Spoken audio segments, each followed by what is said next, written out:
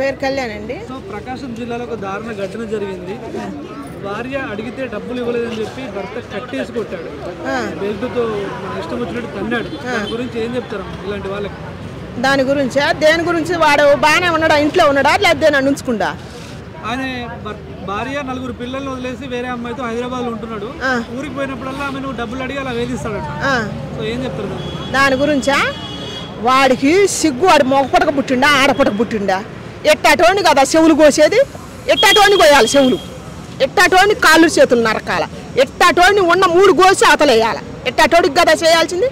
ఉంచుకున్న దానికోసం 4 పిల్లలు, ఉంచుకున్న దానికోసం వచ్చి నువ్వు భార్య డబ్బులు ఇలా ఆడదాని సంపాదన మీద బతికేవాడు నువ్వు మగోడివేనారా? అసలుకి నీ బతుకు పాడుగాను. అదేమన్నా తప్పు చేతి దాన్ని అనాలి కానీ ఏం చేయకూడదు. నువ్వు ఉంచుకున్న దానికోసం పిల్లల్ని వదిలిపెట్టి పిల్లల్ని వదిలిపెట్టి బాధ్యతను విస్మరించి యథవాళ్ళగా ఉంచుకున్న దానికోసం నువ్వు పోయి కట్టేసి కొడతావా? ఎంత దుర్మార్గం అసలు అది, ఎంత దుర్మార్గం. చూసినా నాకు చూడగానే వాడిని తాట తీయాలి. ఫస్ట్ ఆ అమ్మాయిని ఎట్ట కట్టేసి కొట్టిండో వాడిని కూడా నేను గవర్నమెంట్ని కోరుకునేది, వాడిని కూడా అదే ప్రకారం కట్టేసి కొట్టాలి. వాడిని కూడా అట్నే కొడితే కానీ వాడికి ఆ సురుకంటే ఏంటో తెలుస్తుంది అనమాట. ఏం తప్పు చేసి నన్ను కట్టేసి కొట్టిండు వాడు ఏదవా? ఫస్ట్ వాడు మనుషులకు పుట్టలే, వాడు కూడా కమ్మకేక పుట్టింది. కట్టేసి కొడతా ఉంచుకున్న దానికోసం. ఎందుకు అట్టేటప్పుడు పెళ్ళిళ్ళు చేసుకోవటం? ఒక ఆడదైన కానీ మా గోడైన కానీ ఉంచుకున్న వాళ్ళ కోసం పెళ్ళిళ్ళు చేసుకోకాకిర్రా, చేసుకొని పిల్లలు కనకాకరి, సంసారాలు చేయకాకరి, దేశం మీదకి తప్పుడు సమాచారాలు తేకాకండి. ఇప్పుడున్న యూత్ చెడిపోతారా? వాడిని అట్టనే శిక్షించాలి. ఆ అమ్మాయిని ఎట్ట కొట్టిండో వాడిని కూడా అట్టనే కట్టేసి కొట్టాలి. నేను ఖచ్చితంగా గవర్నమెంట్ని కోరుకుంటున్నా. పిల్లల్ని వదిలేసి భార్యను వదిలేసి వేరే అమ్మాయితో ఉండడం కాకుండా అంత దారుణంగా ఆమెను వేధించడం ఎంతవరకు కరెక్ట్ అంటారు? అది కరెక్ట్ కాదు, అది రాక్షసత్వం, అది కీచుకు పరమం అనమాట. వాడు మరొక రావణాసురుడు అనమాట. వాడు అట్టటోని తోలు తీయాల్సిందే. ఇయ్యాల రేపు ఆ పిల్లలు రేపు నేర్చుకుంటారుగా. ఇయ్యాలంటే చిన్నపిల్లలు. ఇవాళ తండ్రి నీ బాధ్యత నువ్వు నిర్వర్తించుకో. తల్లి తండ్రి ఇద్దరు కలిసి చెబితేనే ఇవాళ పిల్లలు వింటలేదు, ఈ తరం పిల్లలు వింటలేదు. ఇవాళ నువ్వే ఏదో పని చేసిపోయి ఆ తల్లి ఎంత కష్టపడాలా? తల్లి మాట రేపు పెద్ద నాకు ఇంటరో వాళ్ళు ఇంకొక నీళ్ళగా తయారవుతారుగా. నీ సిగ్గులేనోడిని ఇట్టాటి తండ్రిని, బాధ్యత లేని తండ్రినైనా బాధ్యత లేని తల్లినైనా గవర్నమెంట్ ఖచ్చితంగా శిక్షించాల్సిందే. అసలు మన సామాన్యులు కూడా బాధాల్సిందే కానొత్తే.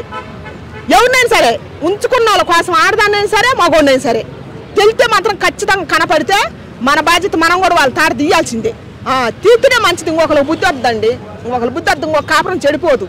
ఇంకొక ఆడది ఆడదు, ఇంకొక మగోడు ఆడడు. వాళ్ళిద్దరు కారణంగా పిల్లలు సఫర్ గారు.